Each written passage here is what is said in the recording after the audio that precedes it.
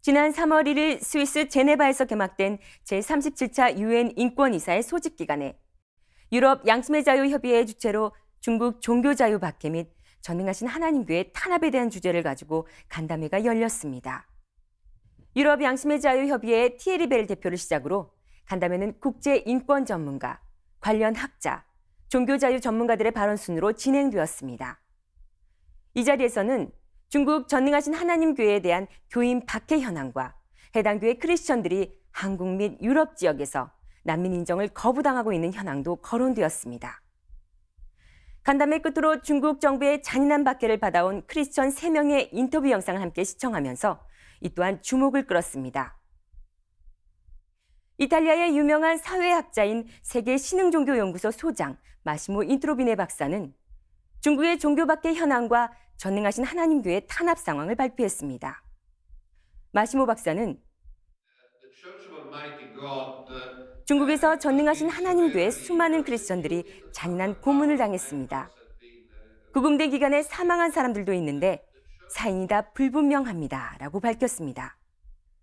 국경 없는 인권협회의 부국장인 레아 페레스트레스 여사는 중국 당국이 전능하신 하나님교회 크리스천들을 대하는 수단은 극단적이고 공포적이라며 국제법은 고문을 불법으로 간주하고 있으나 국경 없는 인권협회의 수집 자료에서 중국 정부의 비인도적인 고문 현상이 대거 발견되었다고 밝혔습니다. 최근 들어 전능하신 하나님교회에 대한 중국 정부의 탄압 수위가 한층 더 강화되면서 중국을 탈출해 해외 민주국가에 망명을 신청하는 크리스천들이 늘어나고 있습니다. 그러나 아시아 지역의 한국과 유럽 일부 국가에서 난민 인정을 거부당하고 있는 사례가 많은 것으로 알려졌는데요. 또한 현지 정부로부터 송환 명령을 받아 강제 송환 위기에 놓인 사례도 늘어나고 있습니다. 마시모 인트로비네 박사는 발표에서 본인은 종교 자유에 관심을 갖고 있는 학자로서 전능하신 하나님교회 망명 신청자들이 송환될 경우 박해를 받을 것이 분명하고 한국을 포함한 일부 유럽 국가가 공색한 변명으로 난민 자격을 인정해주지 않는 것에 대해 매우 유감스럽게 생각한다고 밝혔습니다. 유럽 종교자유 포럼의 에릭 루 대표는 발표에서 프랑스에서 난민을 신청한 전능하신 하나님교회 크리스천들이 직면한 어려움은 다른 유럽 국가에서 발생한 어려움과 거의 대동소이합니다. 제가 말하고 싶은 중점은 프랑스 정부가 난민 신청자 대부분을 인정하지 않는 것은 잘못된 판단이라는 것입니다. 라고 전했습니다. 또한 전능하신 하나님교회는 중국에서 탄압을 받고 있는 상황이라며 중국에서는 이미 해당 교회의 수많은 크리스천들이 감옥에서 고문을 당했고 목숨을 잃은 사람만 해도 30명이 넘는데 현재 이런 상황에서 전능하신 하나님교회 크리스천들이 중국으로 송환된다면 그들은 바로 감옥으로 보내질 것이라고 밝혔습니다. 에릭 루 대표는 프랑스 정부는 중국 정부의 부정적인 선전만 믿는 일이 없어야 하고 또 그 내용을 부안해동식으로 전하는 기사만을 근거로 삼지도 말아야 한다고 했습니다. 또한 전능하신 하나님교회에 대한 자세한 연구 정보를 바탕으로 망명 신청에 대한 보호 결정을 내려야 한다고 밝혔습니다. 그러면서 학술 문헌들은 신뢰성이 떨어지는 정보를 보완할 수 있는 중요한 단서가 될 것이고 박해받아 비호를 신청한 크리스천들의 안전과 생사가 달린 중대한 문제를 정확하게 판단할 수 있는 근거가 될 것이라고 했습니다. 만약 전능하신 하나님교회의 크리스천들을 송환한다면 그들을 박해하는 공모자에 해당하는 것이라고 밝혔습니다. 마시모 인트로비네 박사는 중국의 종교 박해 실태를 제대로 조사하지 않고 일방적인 중국 정부의 거짓 정보만을 근거로 판단하는 서유럽의 일부 국가들을 거론하며 다음과 같이 발표했습니다.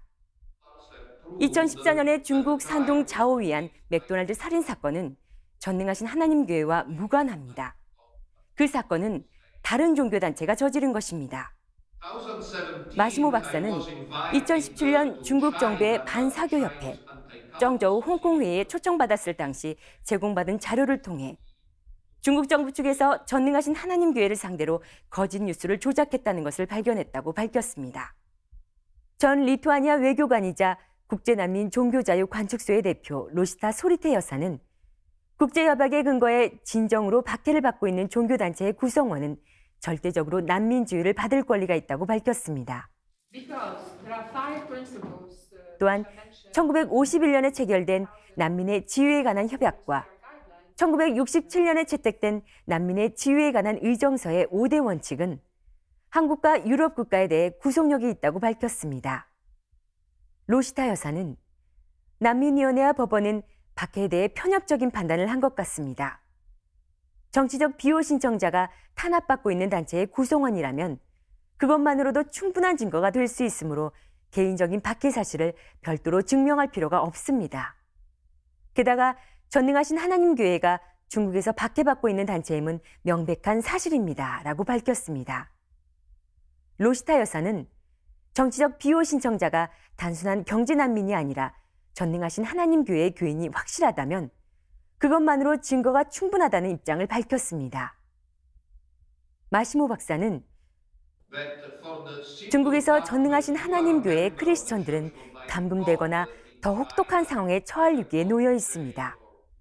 그 사실은 그들이 종교적 박해를 받고 있는 것을 의미하므로 해외로 도피한 전능하신 하나님 교회의 구성원은 난민으로 인정받을 권리가 있습니다. 라고 발표했습니다. 자유와 민주, 평등, 그리고 인권은 21세기 전 인류의 공통된 가치관이라고 할 수 있습니다.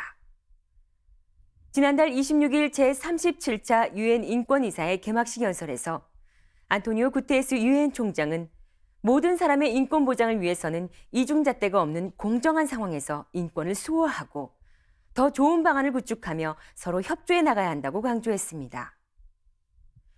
중국 정부에서 개정한 종교 사무조례가 올해 2월 1일부터 시행되면서 중국 정부의 종교 박해는 한층 더 강화되었고 인권 상황은 더 열악해졌습니다. 이로 인해 현재 중국을 탈출한 크리스천들이 송환될 경우 매우 심각한 결과를 낳을 것입니다. 그들도 우리와 같은 사람으로서 인간의 기본적인 인권과 종교신앙의 자유를 보장받아야 할 권리가 있다고 생각합니다. 시청해 주셔서 감사합니다.